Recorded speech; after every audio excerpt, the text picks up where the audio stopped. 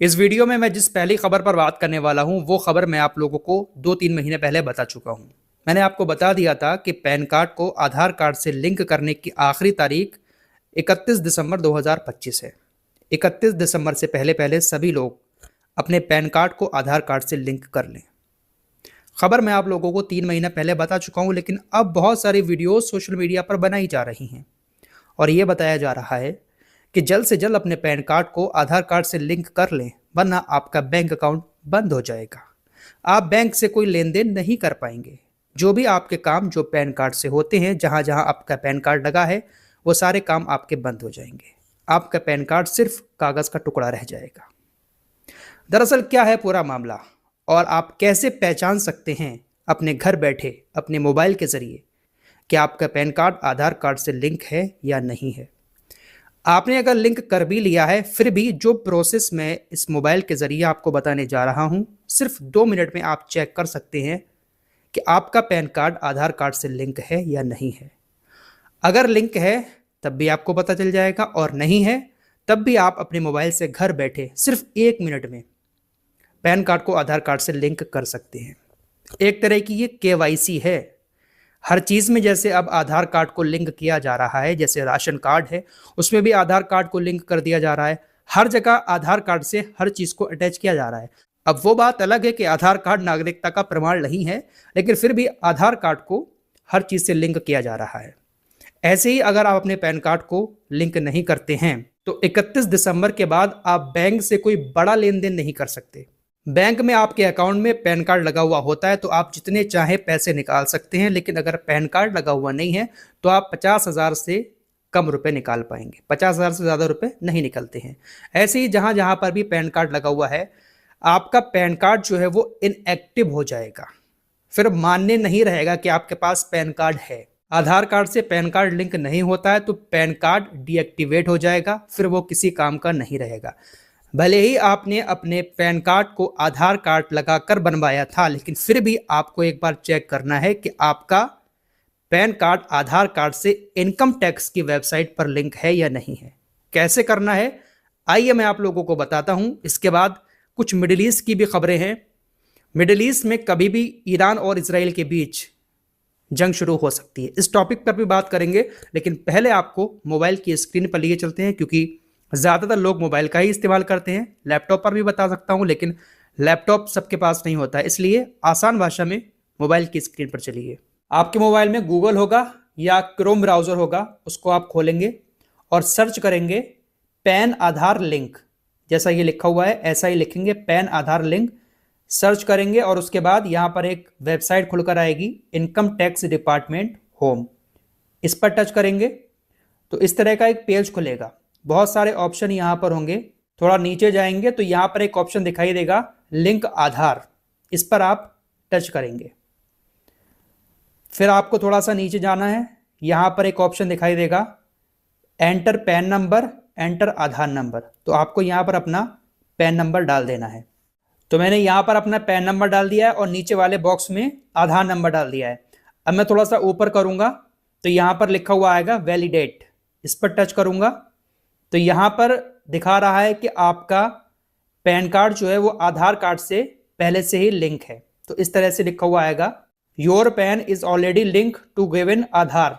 आधार number मेरा नीचे दिया हुआ है, यहाँ पर पैन कार्ड है तो ये ऑलरेडी लिंक है।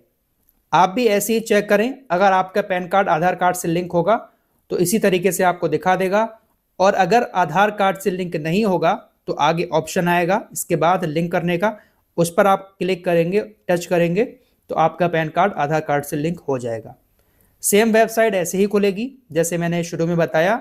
आपको पहले बॉक्स में पैन नंबर डालना है, दूसरे में आधार नंबर, वैलिडेट पे क्लिक करेंगे इस तरीके से और आपका पैन कार्ड आधार कार्ड से लिंक हो जाएगा। तो आप चेक ज़रूर कर लें कि आपका पैन कार्ड आधार कार्ड से लिंक है या नहीं है। तो इस आसान प्रोसेस के ज़रिए आप अपने पैन कार्ड को आधार कार्ड से लिंक कर सकते हैं।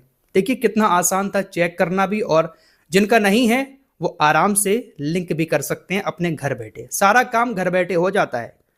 तो आगे से अगर कोई भी वीडियो ऐसी बना रहा है कि आपका पैन कार्ड ख़राब हो जाएगा, आपको लिंक करना है, ये करना है, वो करना है, तो डराने से पहले पूरा प्रोसेस भी बताया करें कि ऐसे ऐसे प्रोसेस से चेक करें और ऐसे लिंक करें। आइए मिडिल ईस्ट की तरफ चलते हैं। दरअसल खबरें आ रही हैं कि इसराइल को ईरान से कहीं ना कहीं थोड़ी घबराहट महसूस हो रही है। इसराइल को ऐसा लग रहा है कि आने वाले वक्त में ईरान हमारे साथ एक बड़ा युद्ध कर सकता है, क्योंकि ईरान अभी भी लगातार अपने मिसाइलों के भंडार को बढ़ा रहा है। इसराइल के प्रधानमंत्री बेंजामिन नेतन्याहू लगातार अमेरिका से भी बात कर रहे हैं। डोनाल्ड ट्रंप से उनकी मुलाकात भी होगी और उस मुलाकात में इस बात पर चर्चा भी होगी। मीडिया रिपोर्ट्स के मुताबिक डोनाल्ड ट्रंप से मुलाकात करने के बाद नेतन्याहू इस बात पर चर्चा करेंगे कि ईरान 2026 में इसराइल के साथ कोई जंग लड़ सकता है, इसलिए आपको भी तैयार रहना होगा। क्योंकि लगातार ऐसी खबरें आ रही हैं कि ईरान अपने मिसाइल भंडार को बहुत ज्यादा बढ़ा रहा है। इस साल जो जंग हुई थी उस जंग में भी ईरान ने बहुत सारी मिसाइलों का इस्तेमाल किया था, लेकिन इसके बावजूद भी अभी भी जो इमेजेस आती हैं, सैटेलाइट इमेज या जो खुफिया रिपोर्ट आती है, उसमें ये बात आती है सामने कि ईरान के पास अभी भी मिसाइलों का बहुत बड़ा भंडार है। इसलिए इसराइल और ईरान के बीच कभी भी कुछ भी हो सकता है। इसराइल की तरफ से भी लगातार यही कहा जा रहा है कि हम पूरी तरह से तैयार हैं। ईरान की तरफ से भी पलटकर कहा जाता है कि हम पूरी तरह से तैयार हैं। और दोस्तों, इस बात को हम झुटला भी नहीं सकते। जिस तरह से इस साल पहले बयानबाजी हुई थी और अचानक से ईरान और इसराइल के बीच जंग शुरू हो गई। ये जंग गाजा को लेकर नहीं है। ईरान और इसराइल के बीच अगर कुछ होता है तो वो गाजा को लेकर नहीं होगा, बल्कि ईरान जो परमाणु हथियार बना रहा है उसको रोकने के लिए इसराइल ईरान के साथ लड़ाई शुरू कर सकता है। इस साल भी जो जंग हुई थी वो गाजा को लेकर नहीं थी। ईरान ने बहुत सारी मिसाइलें छोड़कर इसराइल के अंदर तबाही मचाई थी। इसराइल ने भी बहुत सारे हमले करके ईरान के बड़े बड़े अधिकारियों को मारा था। तो वो गाजा के लिए नहीं था, बल्कि ये लड़ाई सिर्फ परमाणु हथियार को बनाने की थी। अमेरिका और इसराइल चाह रहे हैं कि ईरान परमाणु ताकत ना बन पाए, लेकिन ईरान लगातार परमाणु हथियार बना रहा है और लगातार अपने यूरेनियम को भी बचा कर रख रहा है। हमले बड़े बड़े हुए थे, लेकिन ईरान का परमाणु प्रोग्राम पूरी तरह से खत्म नहीं हुआ। तो इसीलिए इसराइल और अमेरिका ईरान को परमाणु हथियार बनाने से रोकने के लिए किसी भी वक्त मिडिल ईस्ट में कुछ भी शुरू कर सकते हैं। फिलहाल एक खबर और है, गाजा में सीज फायर चल रहा है। सब कुछ अभी जैसा था वैसा ही है, कुछ बताने लायक वहाँ नहीं है। इंसानी ज़िंदगी अभी भी बद से बदतर है। ठंड का मौसम शुरू हो चुका है और ठंड में गाजा के अंदर बारिश भी होती है। टेंट में पानी भर जाता है, जिससे बहुत मुश्किलों का सामना वहाँ पर लोगों को करना पड़ रहा है।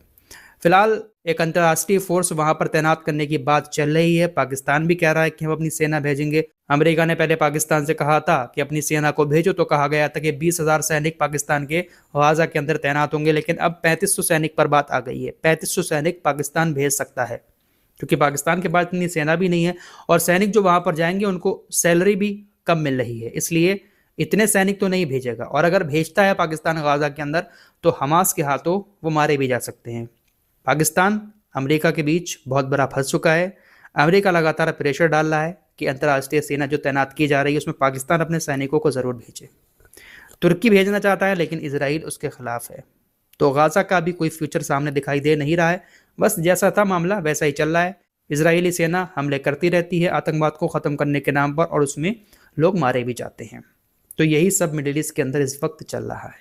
फिलहाल इस रिपोर्ट में इतना ही। कुछ और खबरों के साथ फिर हाजिर होंगे। अपना ख्याल रखिएगा। अल्लाह हाफिज़।